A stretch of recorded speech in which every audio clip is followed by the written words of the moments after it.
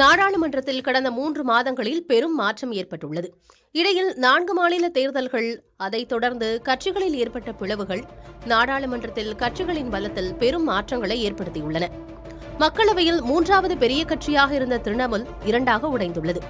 இதிலிருந்து 28 உறுப்பினர்களில் 20 பேர் தேசியவாத குடிமக்கள் கட்சி என்ற சிறிய கட்சியுடன் இணைந்துள்ளனர். இந்த இணைப்பை சபாநாயகர் அங்கீகரிக்காத நிலையில் 20 அதிருப்தி எம்எல்ஏக்களுக்கும் நாடாளுமன்றத்தில் தனி இடம் ஒதுக்கப்பட்டுள்ளது.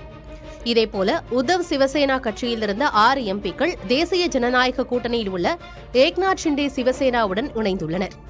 இதனால் அக்கட்சியின் பலம் 13ஆக உயர்ந்துள்ளது. இந்தியா கூட்டணியில் திமுக இல்லாததால் மக்களவையில் அதற்கு தனி இடம் ஒதுக்கப்பட்டுள்ளது. மாநிலங்களவையில் ஆம் ஆத்மி கட்சியைச் சேர்ந்த 7 எம்பிக்கள் பாஜகவில் இணைந்துள்ளனர். திரிணாமுல் காங்கிரஸிலிருந்து 4 மாநிலங்களவை எம்பிக்கள் பதவி விலகியுள்ளனர். அவர்களில் 3 பேர் பாஜகவில் இணைந்து மீண்டும் போட்டியிட்டுள்ளனர்.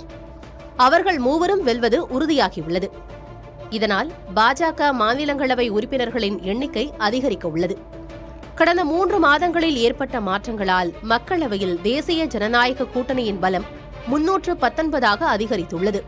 உத்தவ் சிவசேனா, திரிணாமுல் உறுப்பினர்களின் எண்ணிக்கை குறைந்துள்ளதாலும் திமுக வெளியேறியதாலும் இந்தியா கூட்டணியின் பலம் குறைந்துள்ளது.